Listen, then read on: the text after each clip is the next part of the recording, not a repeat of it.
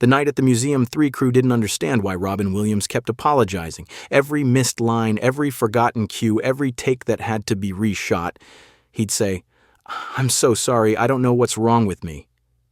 They'd reassure him, "You're Robin Williams, you're brilliant, everyone has off days." But 3 weeks after filming, Wrapped, Robin Williams was dead. And when the autopsy revealed Lewy Body Dementia, a disease that causes hallucinations, memory loss, and paranoia, the entire crew realized what they'd witnessed. Robin wasn't having off days. He was dying. His brain was shutting down in real time, and he'd shown up anyway, worked through the terror, hid his fear. When the director told the press, Robin whispered, I can't remember my own name, and I thought he was exhausted. He broke down crying, because now he knew that wasn't exhaustion. That was a man watching himself disappear and begging for help nobody knew he needed. April 2014, Vancouver, British Columbia. The cast and crew of Night at the Museum Secret of the Tomb gathered for the first day of principal photography. It was supposed to be a fun shoot, the 3rd film in a beloved franchise. Ben Stiller was back as Larry Daly, Owen Wilson and Steve Coogan were reprising their roles, and Robin Williams was returning as Theodore Roosevelt, the wax figure who'd become the heart of the series. Everyone was excited. Robin Williams on set meant laughter, improvisation, magic. But something was wrong. The crew noticed it immediately, though they didn't understand what they were seeing. Robin arrived on set quiet, reserved. Not the manic, energetic Robin they remembered from the first 2 films. He wasn't doing voices in between takes. He wasn't riffing with the other actors. He seemed focused, serious, almost withdrawn. Some crew members thought maybe he was just older now, more tired. He was 62. Maybe he was conserving his energy. The first scene they filmed was a simple dialogue sequence. Robin had maybe 8 lines, basic stuff for an actor of his caliber. The director, Sean Levy, called action. Robin stood there, opened his mouth, and nothing came out. He looked at his scene partner, then at the script supervisor, then back at Levy. "I'm sorry. Can we go again?" They reset. Action. Same thing. Robin's mouth moved, but the words wouldn't come. He knew what he wanted to say. He could see the lines in his mind, but the connection between brain and mouth had severed. "Cut. Robin, you okay?" Levy walked over, concerned. "Yeah, I blanked. Sorry. Let me look at the script again." Robin took the script pages, read them carefully, nodded to himself. "Okay, got it. Let's go." Take 3. Robin delivered the lines. Perfectly. The crew exhaled. Must have been first-day jitters. Even legends get nervous. But over the next 4 months, that scene would repeat itself dozens of times. Robin would freeze, apologize, read the script again, and somehow pull it together. And every single time he'd say the same thing. "I'm so sorry, I don't know what's wrong with me." What nobody on that set knew was what was happening in Robin Williams' brain. Lewy Body Dementia, a disease so cruel and so misunderstood that most doctors don't catch it until autopsy, was destroying him from the inside out. Tiny protein deposits called Lewy bodies were spreading through his brain, killing neurons, disrupting connections, causing his mind to malfunction in terrifying ways. He was having vivid hallucinations, seeing people who weren't there, convinced strangers were in his house at night. His sense of smell was gone. His sleep was chaotic. Violent movements, screaming nightmares. His memory was failing. And he was paranoid, convinced people were following him, that he was going broke, that something terrible was about to happen. But the worst part, the truly unbearable part, was that Robin was aware of all of it. He knew his brain was betraying him. He'd stand in front of a script, read the same page 10 times, and still couldn't retain it. He, Robin Williams, the man with a photographic memory who could improvise entire scenes without preparation, couldn't remember 8 lines of dialogue. The terror of that was incomprehensible. His wife Susan watched him deteriorate day by day. He'd wake up at 3 a.m. drenched in sweat, convinced there were people in the house. She'd search every room, show him they were alone, and he'd nod but not believe her. The hallucinations were too real. During the day, he'd sit with a script, trying to memorize his lines for the next day's shoot, and after an hour, he'd look up at her with tears in his eyes. "I can't do this. My brain isn't working. Something's really wrong with me." They went to doctor after doctor. Neurologists, psychiatrists, specialists. The consensus was Parkinson's disease, maybe with depression and anxiety complications. They prescribed medications that didn't help and sometimes made things worse. Nobody suspected Lewy body dementia because it's so rare, so difficult to diagnose in living patients. Robin would tell doctors, "I feel like there's a terrorist in my brain," and they'd adjust his medication. But the terrorist kept winning. Despite all of this, despite the fear and the confusion and the feeling that he was losing his mind, Robin Williams showed up to set every single day. He had a professional obligation. He had a crew depending on him. He had a character to play. So he came to work, smiled when he could, apologized when he couldn't, and somehow got through it. The crew loved him for it. Between takes, when Robin was struggling, they'd tell him stories about how much his work meant to them. One camera operator told him, "My daughter watches Mrs. Doubtfire every time she's sad. You've gotten her through some really hard times."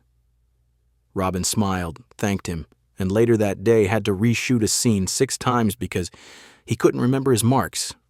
He apologized after every take. The camera operator felt terrible. Maybe he'd distracted Robin with that story, but here's what the crew didn't understand.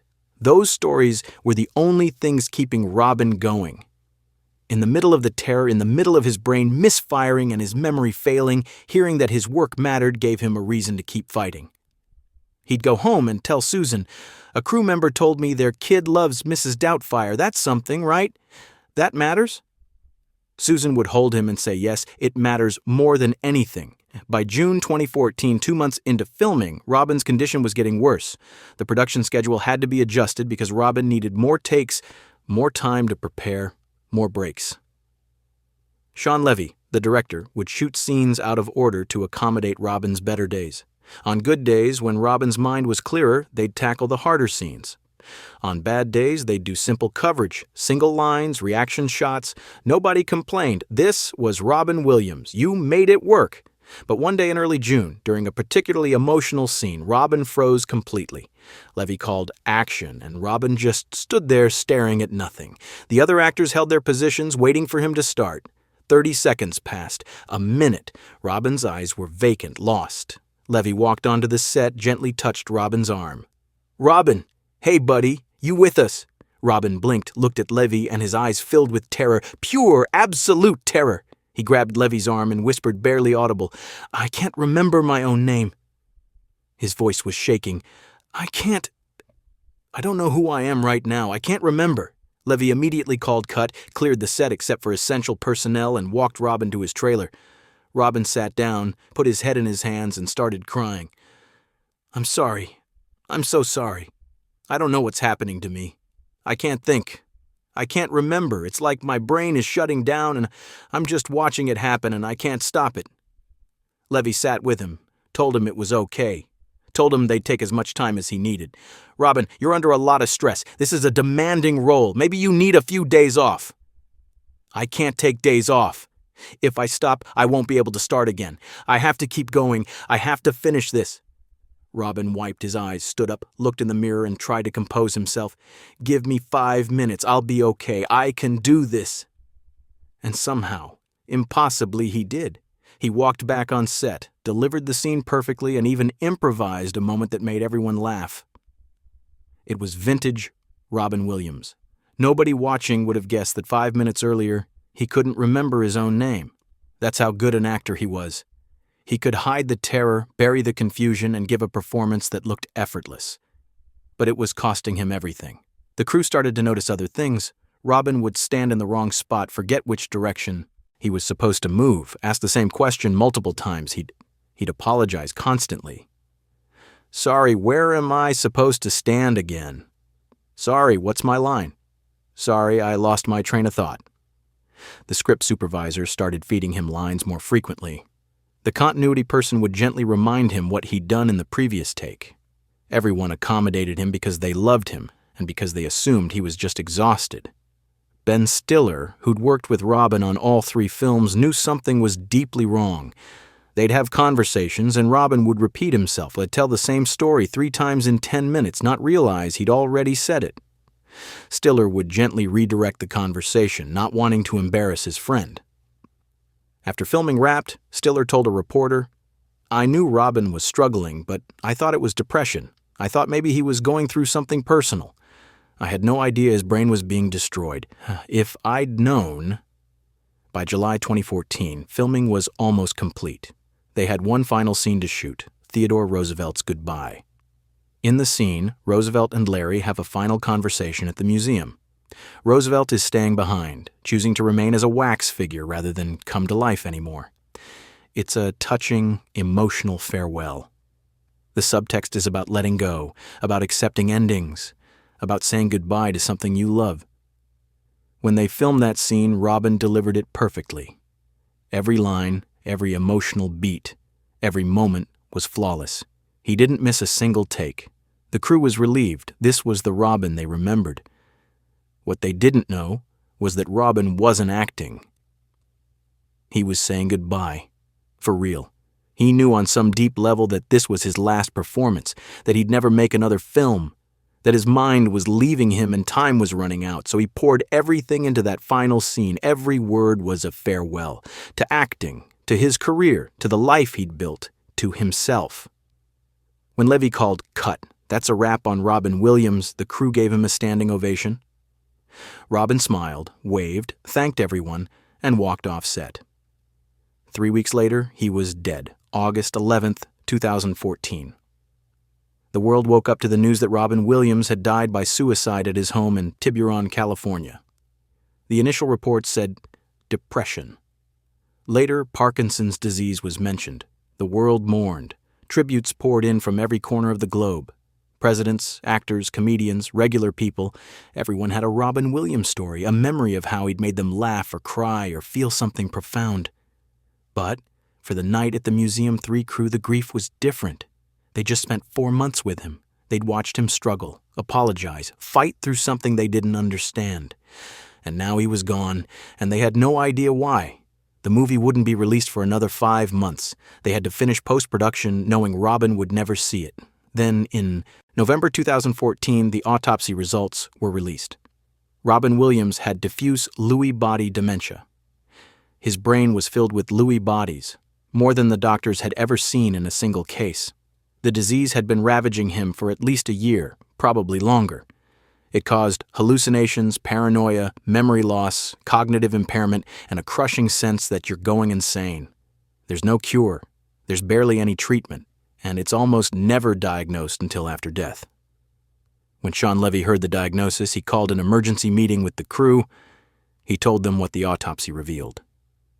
And then he told them what Robin had whispered to him that day in June. "I can't remember my own name." The room went silent. Then people started crying, because suddenly everything made sense. The missed lines, the forgotten cues, the constant apologies. Robin hadn't been having off days. He'd been dying. His brain had been shutting down in real time, and he'd shown up anyway, worked through the terror, and somehow delivered a performance. One of the camera operators who told Robin about his daughter and Mrs. Doubtfire broke down completely. "I made him reshoot that scene 6 times. He was struggling, and I distracted him, and I made it worse." Levy stopped him. "You didn't make anything worse. You gave him a reason to keep going. Every story we told him about how his work mattered. That's what got him through those days. He wasn't performing for us. He was performing for everyone he'd ever made laugh, for everyone who needed him. That's who Robin was." When Night at the Museum: Secret of the Tomb was released in December 2014, audiences watched Robin's final performance with new eyes.